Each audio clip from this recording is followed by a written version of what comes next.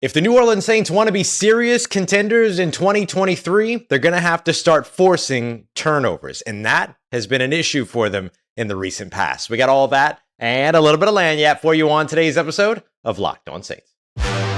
You are Locked On Saints, your daily New Orleans Saints podcast, part of the Locked On Podcast Network, your team every day.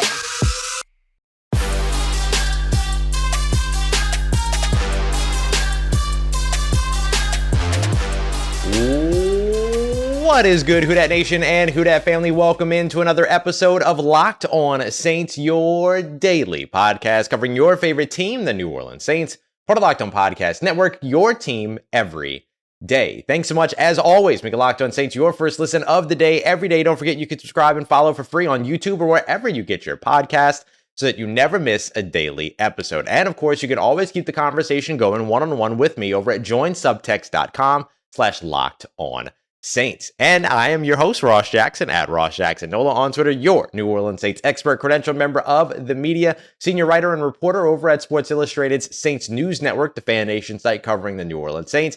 And of course, you can find me every single Tuesday on Locked On NFL and here with you every single Monday through Friday on Locked On Saints. And on today's episode of Locked On Saints, we're looking over to the defensive side of the ball as the final day of OTAs, or at least the final day of open OTAs to the media, begin later on today. So we're looking at three things that we're trying to learn from this New Orleans Saints defense before the week kind of wraps up. First, in a little bit, we'll get to linebacker Demario Jackson and whether or not he can continue his ascension on the New Orleans Saints defense. We'll take a look at OTA attendance for the defensive side. Who are some players that haven't been there that we hope are there? And who are some players that recently didn't show up that you absolutely need to have on the field? Because there's definitely one of those. But first, more turnovers are a must, period, for the New Orleans Saints in 2023. And that all gets underway here throughout OTAs and, of course, mandatory minicamps. If the New Orleans Saints want to win games in 2023, they have got to be able to force turnovers. In 2022, they turned the ball over or forced turnovers,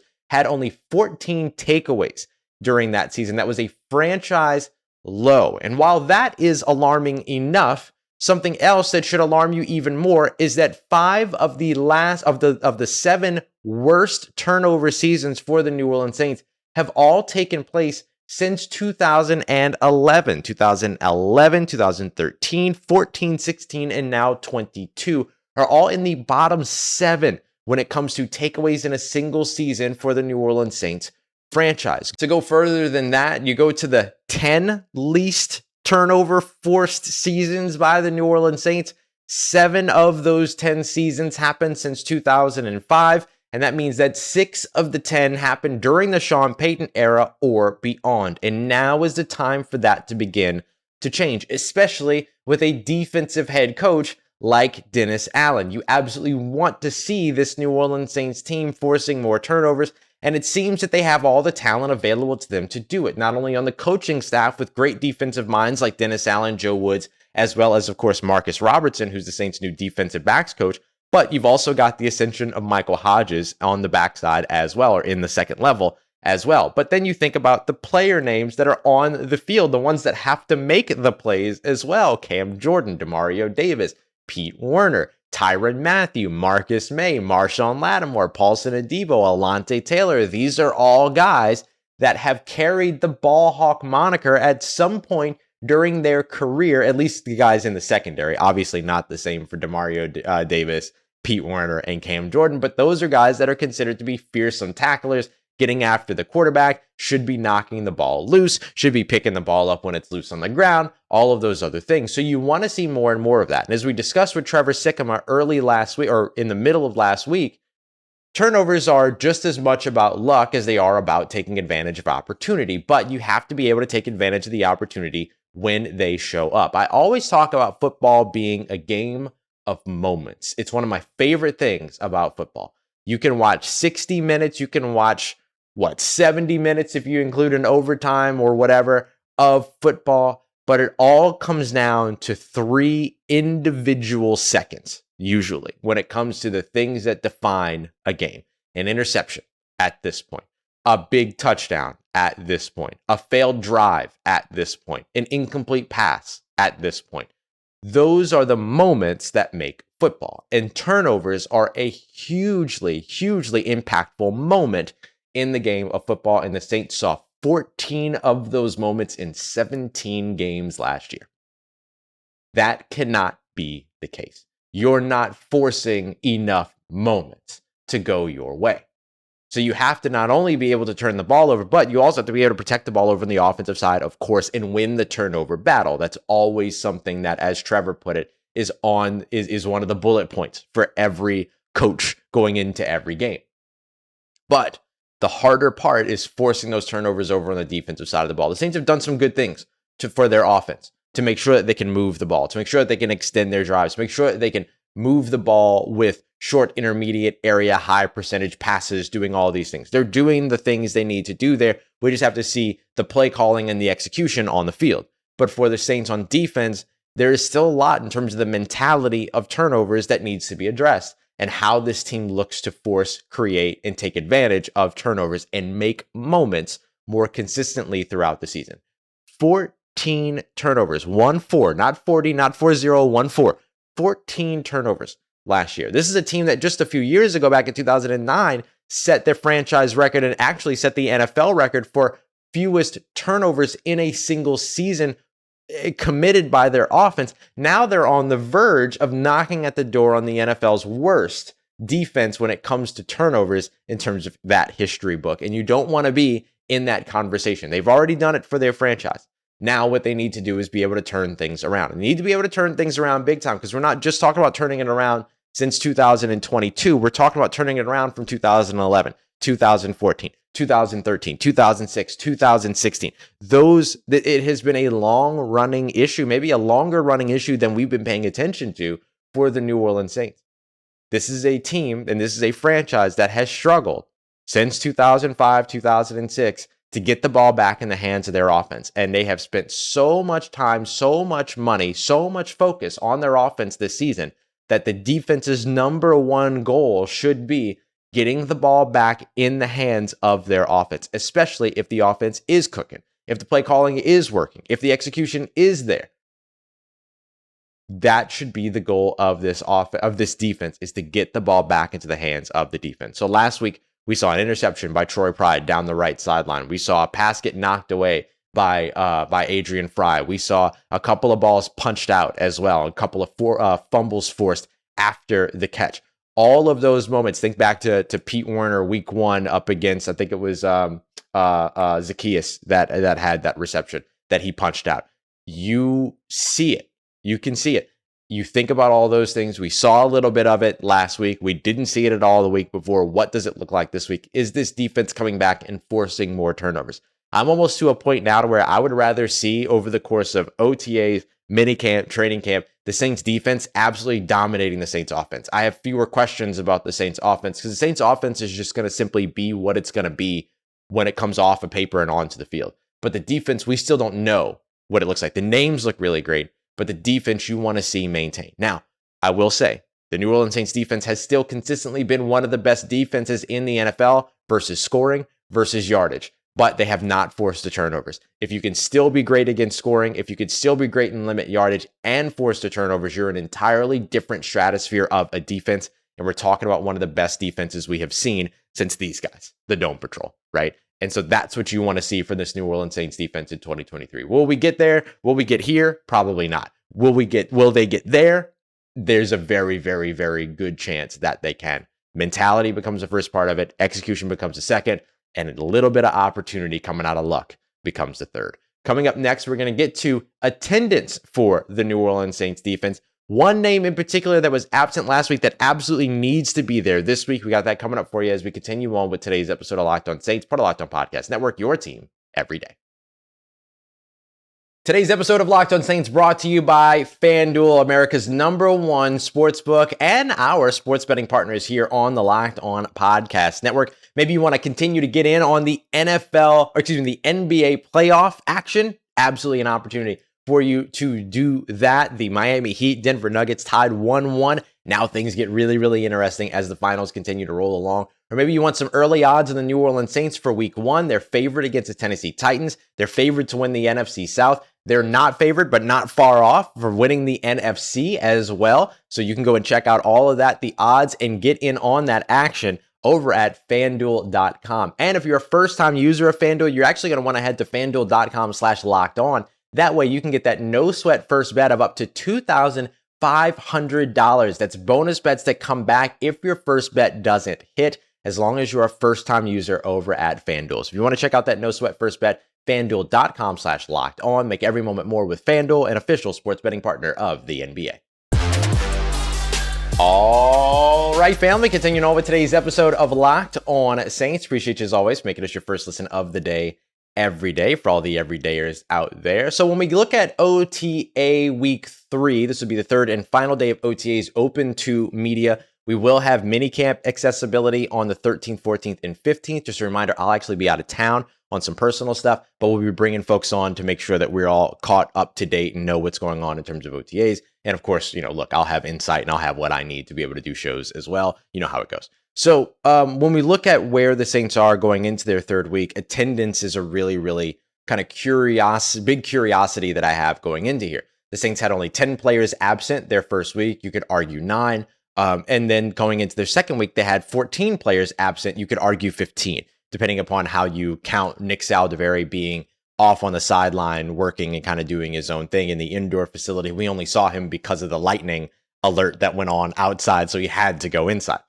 So they went from 10 to 14, 10 to 15, which isn't terrible, but there were 2 players that missed last week that I think actually need to be here this week over on the defensive side. And I teased one because it's one in particular if he wants to keep his job. There's another one that's maybe got a little bit of a different story to tell. And so the player that I think needs to be there this week that wasn't there last week is Paulson Adebo. Paulson Adebo has already kind of been entrenched in this battle with Alontae Taylor so far this offseason, or really over the course of the past year, and then now going into this offseason about who will they, won't they, who's going to be, who won't be the starting cornerback opposite Marshawn Lattimore. And last week, Paulson Adebo wasn't there. Marshawn Lattimore wasn't there. Bradley Roby wasn't there. And so, if anything, Paulson Adebo maybe got a little bit of aid by the fact that Bradley Roby wasn't there, because it allowed Alontae Taylor to take more snaps in the slot while guys like Troy Pride Jr. and Isaac Yiadom got their work over on the outside. But if, let's say, Bradley Roby's back this week, back today, then all of a sudden, Alontae Taylor's back out on the outside, and you're getting more looks at him outside in your spot if you're Paulson Adebo. So I think that Paulson Adebo has a big time need to be present during today's OTAs, or at least throughout some point in the week, even when it's not when media is present, because we don't make the lineups. The New Orleans Saints make the lineups. So if he's at least there when we're not there, then it's still worth something for sure. And then, of course, we get the mandatory mini camps where everyone will be present, all of that good stuff next week, or everyone is expected to be present. Except for people with injury. Sorry, I don't want to coat that into something that it's not. The other player that I think absolutely needs to be present this week that wasn't there last week is Nathan Shepard. Hopefully he didn't miss for any injury purposes. Hopefully it was just kind of like an absence that was arranged or something like that. But I mean, he's a brand new player to a brand new system with an entirely new defensive line. You've got one returning starter. You're joining a unit that's led by one of the better defensive linemen, as well as one of the better leaders in the NFL. This is a unit that was there in its totality during the first week of OTAs that all of a sudden dropped a piece going into this week or this past week. And of course, that was Nathan Shepard. So for me, Nathan Shepard has kind of a need to be there based on him learning a new system, based on him working with new coaches, based on him having new players around him, all of that. And as of the first day of OTAs, it was him and Colin Saunders getting the first team reps in the middle. When he missed last week, all of a sudden it became Colin Saunders and Malcolm Roach. So I guess there is also still a fending off the incumbent player, incumbent New Orleans Saint for your role over on the defensive interior. And look, you're going to have more competition there too, because eventually Brian Brzee is going to be challenging for some of those first team snaps and things like that as well. So you definitely want to see Nathan Shepard there. If Nathan Shepard isn't there, then I hope we do get to see a little bit more of Brian Brzee getting first team, earlier team reps, as opposed to just a couple of team reps toward the end with the third team. But Nathan Shepard Paulson and Debo, these are both guys that I really hope are around today, or at least throughout this week, so that the Saints can start to figure things out. What does the defensive line look like? Who is the starting corner opposite Marshon Lattimore? I know that that's some of those battles you want to take in the training camp. I get it. But the sooner you have those answers, the better. And the more information you have, the more you are able to make those answers with info, right? With like educated decisions, as opposed to, well, this player was here, so that's the one that gets the start. You don't want it to be that type of situation. The last player that I'll mention that hasn't been there at all so far throughout OTAs over on the defensive side that you would kind of like to see around, or would be nice to see around, I guess, would be Marshon Lattimore. He's kind of the only big time leader on the Saints defense that hasn't been present so far this offseason. You've had Cam Jordan there. You've had Tyrann Mathieu there. The first week you had Demario Davis there. The second week, Marcus May is a big veteran guy. He's been out there. And so, you kind of would love to see Marshon Lattimore out there, maybe even if he's not participating, but just present out on the field, getting a look at everything so that he's ready to jump in mandatory mini camps next week. I think that that's something that maybe serves him well too. He went through a lot last year, the broken ribs, the lacerated kidney, just these kind of freakish type injuries and things like that aren't really connected to football in any way. And what I mean by that is that it's not like he was, you're not going to bruise a kidney, or you're not going to lacerate a kidney or break a rib by making a cut. You're not going to, lacerate a kidney by, pulling up on a muscle or something like that. Like, that is just an impact injury that's really unfortunate. And so you'd like to see him out there. You'd like to see him kind of, feeling things out. I'm sure he's much better now than he was last year in terms of like his health and everything. But him as a leader for that unit, obviously you'd like to see him out there on the field. But if nothing else, you see him during the mandatory minicamp period next week. But seeing him today would be great. Tyrann Mathieu, would love to see him back, all of that. The Saints defense really hasn't had a ton of attendance questions. They've had some little things here and there with Bradley Roby gone, Marshon Lattimore, Paulson Adebo, the guys that we spoke about. But it's not like the offense where you're missing, 4 or 5 players at one unit on the offensive line and stuff like that. It's a little bit different over on the defensive side. You are seeing a greater presence there, but certainly a presence that in the final week of OTAs could use just a little bit of a boost after taking a little bit of a step back last week. Not to like mix our content here and our topic ideas here, but another person that you'd love to see out on the field today on the offensive side is Taysom Hill. Just really curious, like, how does he feel about his role? What does his role look like in this New Orleans Saints offense? All that. I think, again, the more information you gather, the more educated decisions you can make when it comes to the player and how you utilize them. That seems like a big one that you want to figure out. Okay, where does Taysom fit? Where does he contribute in the offense? All right, coming up next, we're going to take a look at the linebacker that continues to stand out, the ascension of Demario Jackson, one that we've hoped for, but not necessarily one that we've expected, but now we're starting to see it. Let's break that down as we continue on and wrap up today's episode of Locked On Saints, part of Locked On Podcast Network, your team every day.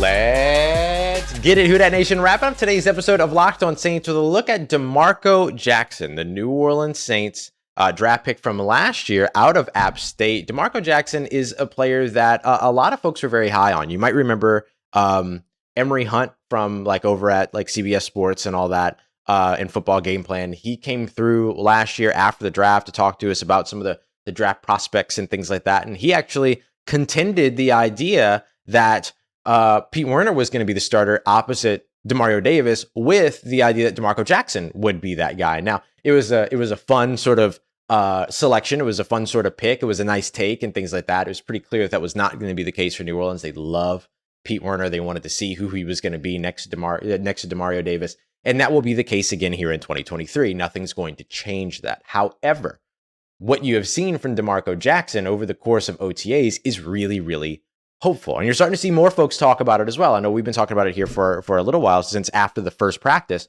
but I'm coming back to it because the App State linebacker, who's just 6'1", 225 pounds, is not the New Orleans Saints quintessential linebacker. And I'm curious to know if he bulked up. I'll see if I can get that question into him and stuff like that. But he certainly looks bigger. And he seems to still have sort of that sideline to sideline speed that the New Orleans Saints were in love with. The two things that they really liked about Demario Jackson, or two of the things that they really liked about Demario Jackson in the draft, were one, his sideline to sideline speed, two, his downhill playability, because downhill playability as a linebacker also translates to special teams. So as a 5th round selection out of App State last year, you're looking for, okay, how can this guy make the roster? Well, now here in 2023, he's got a real opportunity to make the roster at his position as opposed to making his roster just because of what he can do on special teams. Now, will he still contribute on special teams? Very likely, right? Like if he makes the roster, 100%, he'll probably contribute on special teams. But the thing that's so interesting is sort of, again, revisiting this conversation of the strong side linebacker versus the quote unquote third linebacker or the next off-ball linebacker. It seems as the Saints have still not gone out, they still have not brought in a linebacker. They still have not gone to veteran free agency to bring in a linebacker at all so far this offseason. After addressing tight end several times, they brought in a fullback. They've made kicker moves. They've made punter moves before they've done anything at linebacker outside of, because I don't ever want to forget, Anthony Orji, the Vanderbilt linebacker coming in as an undrafted free agent. And of course, Nick Anderson, the Tulane linebacker coming in as a UDFA. I don't want to forget them or erase them, but veteran linebacker help has not shown up for the New Orleans Saints so far. And DeMarco Jackson could be a big reason why that's the case. They don't necessarily feel like they need another strong side linebacker, a guy that can play over on that side of the ball where, you know, the protection is a little bit more weighted. You're an on-ball guy. You're trying to make stops in the run game or you're rushing the passer. It's clear they actually like Zach Bond there. And Zach Bond was a guy that made the roster last year that I thought potentially wouldn't make the roster this year, but now I'm starting to see the role that they have carved out for him. He's got a shot. So where does that leave DeMarco Jackson if he's not the third linebacker? Well, it makes him more appropriately the third linebacker, the actual third linebacker, the third off-ball coverage linebacker behind Demario Davis and Pete Werner. And I know I've highlighted this on the show before, but the reason why I'm revisiting it is because you want to see more of it as we go into the final week of OTAs here and the final time that media will be present for OTAs. We'll get a greater look, of course, throughout training camp and all those other things. But again, more information early on helps you make more educated decisions. And DeMarco Jackson has the ability here over the course of this week to continue to build on the momentum that's already been in his favor and create a favorable decision for himself, which would allow him to be this year's Caden Ellis, would allow him to be this year's guy that can fall back into coverage and be, you know, that next New Orleans Saints late round selection that turns into a long-time player in the NFL or for the New Orleans Saints. And so you want to see if he's bulked up. The speed is still there. There's still some things to where some decision-making things like, you know, getting a little bit of extra coaching from some of the coaches and stuff like that is absolutely there. But this linebacker room, when you have Demario Davis next to you, when you have Michael Hodges as your position coach, when you have Dennis Allen as your head coach, Joe Woods as your defensive coordinator, these guys understand second-level play, and they understand it from a variety of different ways. Like Joe Woods understands coverage linebacker play. Mike Hodges understands everything when it comes to the linebacker position. He is a young rising star when it comes to coaching circles, much like Ronald Curry over on the offensive side. And of course, Dennis Allen understands the idea of aggression. That's something that's a calling card for Dennis Allen's defense and the New Orleans Saints is aggression. So that attacking linebacker from the second level, blitzing from the second level, all of those things. And DeMarco Jackson had some pass rushing ability during his time at App State. It wasn't something that was not a part of his game, even though it wasn't the greatest focus of his game. And so if the Saints can find a way to kind of unlock that, in addition to still seeing the speed, still seeing the coverage ability, all of these things that he has been able to do during his time, then that puts them in a great position to be able to find a bunch of different ways to get him kind of built into the offense. You look at his last couple of years over at App State in terms of total pressures. He had 27 last year that included, 2021. 27 in 2021 that included 5 sacks, according to Pro Football Focus. Some of those might be half sacks. Remember, they count half sacks as whole. And then he had 16 pressures the year before that, including 3 sacks. So if you think about like the way that the Saints like to blitz their linebackers, having somebody that can come in and have that kind of impact to where they're picking up 2, 3, 4, 5 sacks in a season from, limited pass rushing snaps, that's a good place to be. 5 sacks off of 27 total pressures is akin to what Demario Davis did last year, where he had, 7 sacks as, with 18 total pressures as a whole. Now, the Pro Football Focus notches him with 9 sacks, but again, remember, some of those half sacks get counted as whole. But as a pass rusher, he only pass rushed 69 times last year. Pretty nice stuff from Demario Davis there. But then you look back at the last year of DeMarco Jackson at App State, he was a pass rusher on 98 different snaps. So again, selectively utilized as a pass rusher and efficient on the snaps that he was given. That's what you want to see. And if he can prove that, then he really does kind of have the chance to become this year's Caden Ellis. And the thing that's really great about that is that the Saints now don't have to wait for one of the top 2 linebackers to be injured to put you in position to be able to have that type of impact. Because once Pete Werner came back last year, what did they do? They found more ways to get Caden Ellis out on the field. They could do the same thing with Demario Jackson. They have a role now where they can kind of splice him in and allow him to be impactful in multiple areas of the game. And if he can stay healthy, if he shows that he bulked up, and if he goes out there and still contributes in the ways that you expect him to contribute, but adds to a little bit of that, adds to his coffer a little bit, then all of a sudden, Demario Jackson, we're talking about him being an impact player as opposed to just somebody that's coming off of injury, and we want to see what he's able to do. So you want to see that from Demario Jackson, and this week begins a big part of it, especially while the defense or the offense and the running backs are expanding their third down package, and you're getting to more passing with the running backs. Gives you even more opportunity to see what he can do sideline to sideline. So the Saints will be getting a better look at what Demario Jackson can bring for their 2023 defense here over the course of the final week, and of course, moving ahead throughout the rest of the offseason. All right, y'all, coming up later on today, right after I get home, probably around 4 or 5 p.m. Central Time-ish, somewhere around there, we'll go live. I'll give you everything you need to know from OTAs, all the biggest notes and small notes as well. And then we'll get into some more of those notes Wednesday morning in tomorrow morning's episode as well. So everything you need to know from OTAs on the way. And then, of course, we'll get to, press conference and, conversations with players and stuff like that toward the end of the week. So you know what it is.